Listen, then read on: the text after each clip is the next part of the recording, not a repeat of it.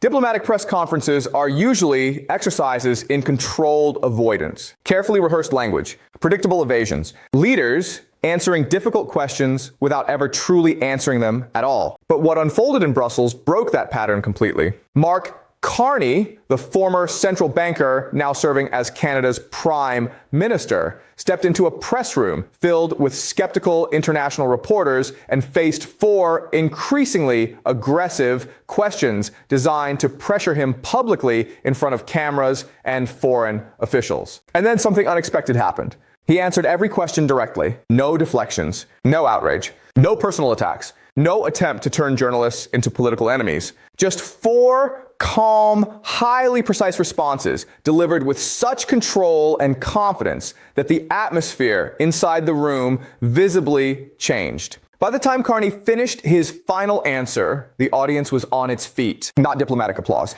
A standing ovation lasting nearly 90 seconds from more than 200 journalists, diplomats, economists, and European officials trained professionally to remain unemotional. Within hours, clips of the exchange spread across every major platform. The BBC led with it. CNN replayed the 4 answers in sequence. European newspapers called it one of the most extraordinary diplomatic performances in recent memory. The Financial Times published an analysis titled The Brussels Four, arguing that the press conference had done more for Canada's global standing than a year and a half of formal trade negotiations. But it was the final answer. It was a final for just 3 words delivered calmly into a silent room that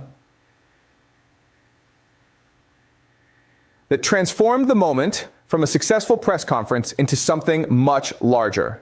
Because by the end of those 4 exchanges, the room was no longer evaluating whether Canada's strategy was viable. The room had already decided, and that shift matters. To understand why, you have to understand the atmosphere before the first question was asked. Carney had arrived in Brussels for a 3-day summit with European Union leaders focused on trade diversification, energy cooperation, and long-term economic coordination between Canada and Europe.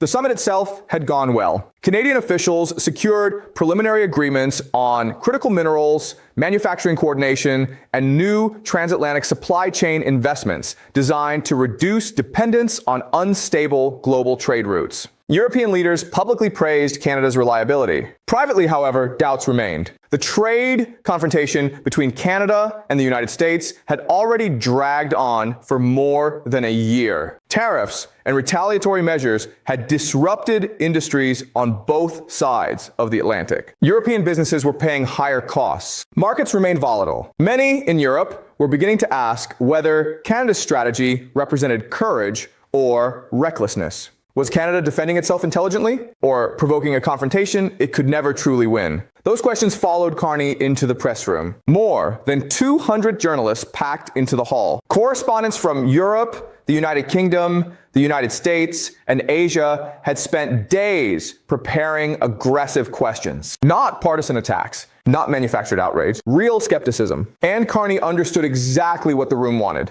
The journalists were not there to celebrate him. They were there to test him. The first question came from a senior European correspondent who framed her challenge less as a question than as an accusation. Prime Minister, she began, your government has spent 18 months escalating a trade confrontation with the United States that has disrupted global supply chains, increased costs across Europe, and created instability in international markets. At what point does Canada accept responsibility for the economic damage this confrontation is causing?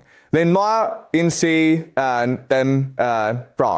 was a carefully built trap. If Carney accepted responsibility, he would validate the accusation. If he rejected responsibility outright, he would appear indifferent to the economic pain spreading beyond Canada. For a moment, he said nothing. Then he leaned slightly toward the microphone. I appreciate the question, he said calmly. But before I answer the conclusion, I think we should examine the premise. Because the premise is doing a great deal of work. The room immediately shifted. Reporters stopped typing and started listening. That phrase, the premise is doing a great deal of work, signaled that he was not about to dodge the question.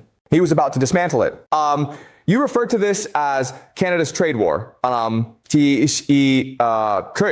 continued. Canada did not impose the first tariff. Canada did not impose the second. Canada did not initiate this confrontation. Every major escalation in this conflict originated in Washington, Canada responded. And the distinction between initiating and responding is not rhetorical. It is the entire issue of responsibility. Then came the line that would appear in headlines across Europe by the end of the day. If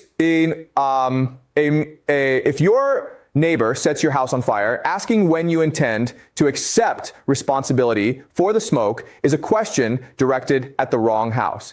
The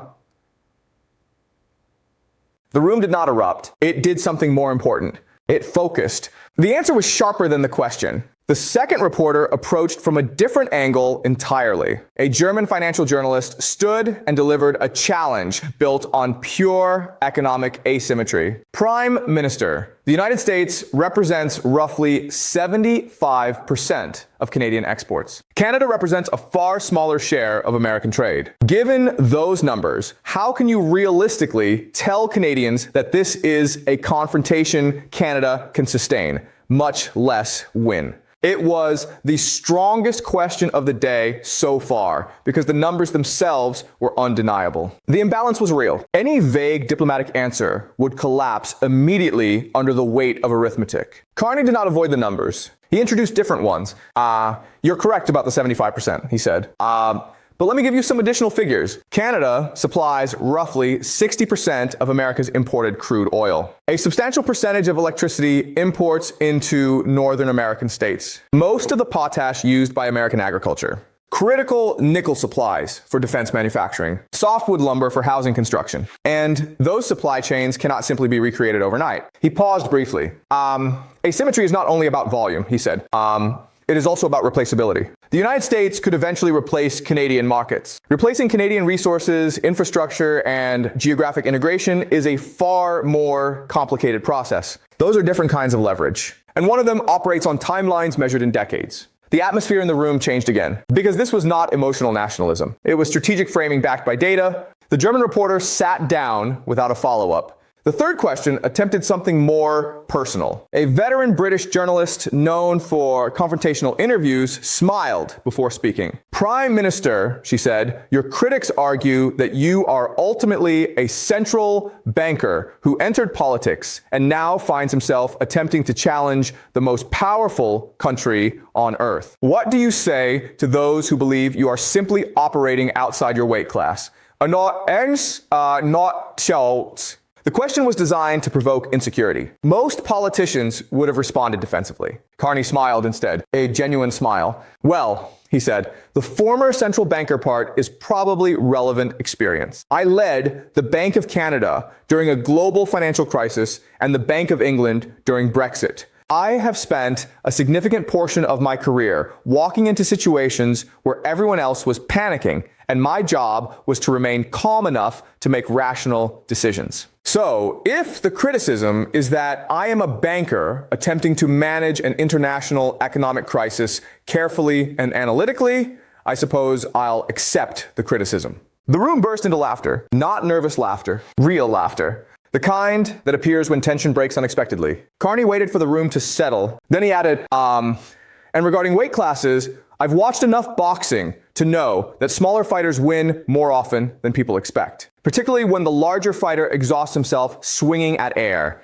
I just try. The second wave of laughter was louder than the first. Even the journalist who asked the question was smiling. The press conference had crossed into unfamiliar territory. The room was no longer attempting to destabilize him. The room was beginning to admire him. And then came the fourth question, the one everyone remembered. An American bureau chief stood slowly, holding the room's attention before he even spoke.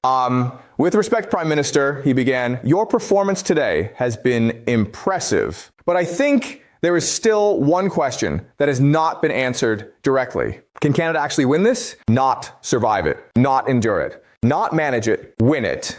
Can a nation of 40 million people genuinely defeat the most powerful economy in modern history in a trade confrontation? So,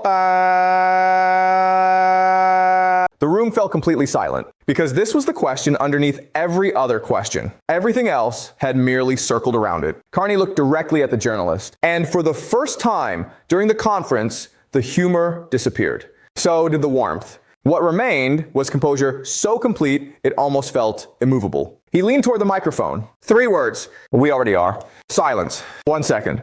2. 3. Then the room exploded. Not polite applause. Something larger. A physical release of tension. Journalists stood. Diplomats stood. Officials who had spent the entire conference maintaining professional neutrality suddenly abandoned it. The applause rolled through the hall in waves. And what made the moment powerful was not merely the sentence itself, it was the architecture leading to it. The first answer established moral framing. The second established strategic competence. The third established humanity. And the fourth established conviction. For more than 90 seconds, the room remained on its feet. Carney did not celebrate. He did not gesture triumphantly. He simply stood still and allowed the moment to pass over him. That restraint mattered, because the standing ovation was not merely a reaction to clever rhetoric. It was a reaction to contrast. The International Press Corps had spent years covering leaders who dominated rooms through aggression, insult, volume, and performance. Carney had just demonstrated another model entirely. Precision, calm, preparation, and the consequences arrived quickly. Within days, European leaders who had previously remained cautious in the Canada-United States dispute began speaking more openly in support of Canada. France publicly praised Canada's consistency. Germany accelerated discussions on expanded economic cooperation. European trade officials revived stalled negotiations on Canada-EU industrial coordination. 23 countries requested additional bilateral meetings with Canadian trade representatives in the weeks following the summit. The economic consequences were measurable too. Foreign investment inquiries into Canadian manufacturing and energy sectors rose sharply. Currency markets responded positively to what analysts described as leadership confidence effects. Several multinational firms evaluating North American expansion projects publicly identified Canada as politically more predictable and institutionally more stable. The Brussels performance had translated directly into credibility. And credibility in global economics is a form of capital. What happened in Brussels ultimately mattered because it revealed something larger than one successful press conference. It revealed a growing divide between 2 models of leadership. One model dominates through volume, the other through composure. One treats journalists as enemies. The other treats difficult questions as opportunities. One relies on spectacle. The other relies on preparation. Carney walked into a room filled with skeptical professionals who expected evasions and political theater. Instead, he answered every question directly. The first response reframed responsibility with surgical precision. The second used hard economic data to dismantle the assumption beneath the question. The third transformed a personal attack into a demonstration of experience. And the fourth reduced an enormous geopolitical argument into 3 words. So confident, so controlled, and so perfectly timed that the room itself became the evidence supporting them. We already are. That line resonated because it was not delivered like a slogan. It landed like a conclusion. 40 minutes of composure had already persuaded the room before the sentence arrived. The standing ovation was not for a clever phrase. It was for the realization that leadership under pressure does not always look loud. Sometimes it looks quiet. Sometimes it looks like a man standing alone at a podium, answering every question calmly while the room slowly realizes it is watching someone completely in command of himself. And in an era where politics increasingly rewards outrage, performance, and chaos, that kind of control feels almost shocking. Which is why the clip spread so quickly. People were not only reacting to what Carney said, they were reacting to the contrast between composure and noise, between preparation and improvisation, between confidence and aggression. The tariffs will eventually end. The negotiations will eventually evolve. The trade structures will eventually change. But long after the details of the dispute fade, the Brussels press conference will still be remembered for one reason: A room full of skeptics entered, expecting another political performance. And instead, they witnessed mastery, not the mastery of domination, the mastery of restraint, the mastery of remaining calm enough under pressure to let the facts, the logic, and the confidence speak for themselves. And by the time the final answer arrived, the room had already made its decision. Not because Mark Carney demanded belief, because he no longer needed to.